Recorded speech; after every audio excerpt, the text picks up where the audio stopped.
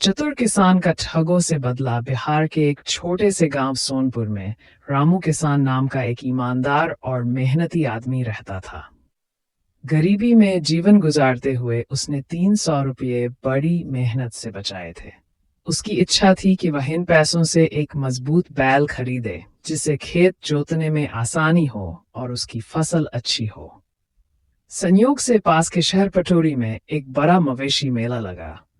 रामू किसान वहां पहुंचा और बैल देखने लगा, परंतु 300 रुपये में कोई अच्छा बैल मिलना मुश्किल था। बहुत खोजने के बाद उसे एक पुराना लेकिन हट्टा कट्टा बैल मिल गया। किसान को लगा कि काम करने के लिए ये सही रहेगा, इसलिए उसने उसे खरीद लिया और अपने गांव लौटने लगा। गांव लौटते समय रास्ते में उसे एक पुरानी हवेली दिखी। रात हो चुकी थी, इसलिए किसान ने वहीं रात बिताने का फैसला किया। लेकिन वह जगह मधु साहू नामक एक कुख्यात ठग की थी। मधु साहू के 4 शातिर बेटे थे जो ठगी में माहिर थे। जब उन चारों ने रामू किसान को देखा तो भांप गए कि ये भोला भाला आदमी है। वे उसके पास गए और बैल खरीदने की बात करने लगे। बाबा, ये बैल हमें दे दो, हम अच्छा दाम देंगे, सबसे बड़े ठग ने कहा। किसान सोचने लगा कि अगर 50-100 रुपये का फायदा हो जाए तो क्या बुरा है। उसने बैल का दाम 400 रुपये बताया, परंतु ठगों ने तुरंत कहा, अरे इतना महंगा, इससे आधे दाम में तो हम नया बैल ले लेंगे। किसान पसोपेश में पड़ गया।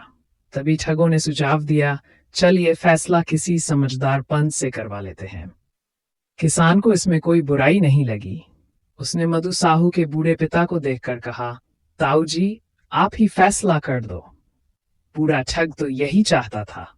वह अनमने अंदाज में बोला, बेटा, मैं पंचवंश के जमेले में नहीं पड़ता, भगवान का भजन करता हूँ। लेकिन किसान को उस पर और भी भरोसा हो गया।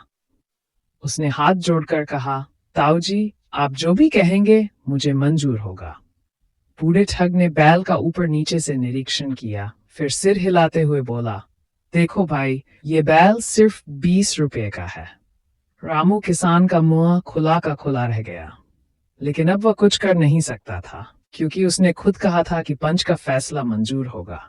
आखिरकार वह भारी मन से 20 रुपये लेकर गांव लौट गया।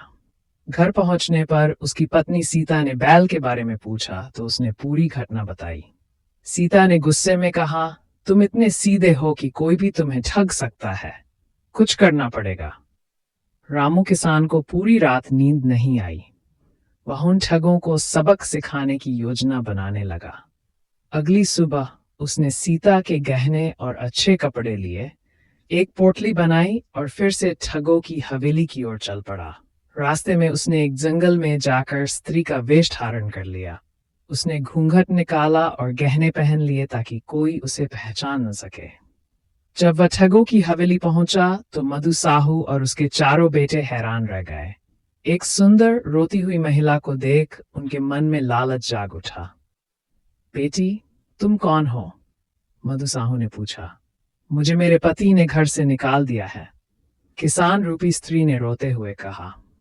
बड़ा बेटा तुरंत बोला, तुम चिंता मत करो, यहाँ हमारे साथ रहो। लेकिन तभी बाकी तीनों भी बोले, नहीं, वह सिर्फ तेरी नहीं हो सकती, मैं भी शादी करना चाहता हूँ। अब ठगों के चारों बेटे आपस में झगड़ने लगे। किसान रूपी स्त्री ने कहा, झगड़ो मत, मैं तुम सबकी परीक्षा लूंगी। जो भी सबसे पहले कुएं से पानी भरकर लाएगा, मैं उसी से विवाह कर लूंगी। चारों ठग बाल्टी लेकर दौड़ पड़े। जैसे ही वे दूर गए, किसान ने अपने कपड़े उतारे, दरवाजा बंद किया और बूढ़े ठग को पकड़ लिया। अब बताओ, मेरे बैल की असली कीमत कितनी थी? किसान गर्जा। बूढ़ा ठग डर से कांपने लगा, मुझे माफ कर दो बेटा, मैंने बहुत बुरा किया। किसान ने उसे खूंटे से बांध दिया और तब तक पीटा जब तक वह सच न बोल दे। आखिरकार मधु साहू ने सारा छुपाया हुआ धन किसान को दे दिया।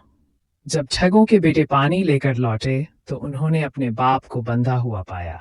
बूढ़े ठग ने कराहते हुए कहा, हम ठगों को आज 1.25 शेर मिल गया। रामू किसान ने 500 रुपये की पोटली उठाई और मुस्कुराते हुए अपने गांव की ओर चल पड़ा। इस बार उसकी चालाकी और बुद्धिमानी ने उसे जीत दिलाई। शिक्षा, ईमानदारी अच्छी चीज है, लेकिन जरूरत से ज्यादा भोले मत बनो। धोखेबाजों से निपटने के लिए चतुराई भी जरूरी होती है। बुराई का अंत हमेशा बुरा ही होता है।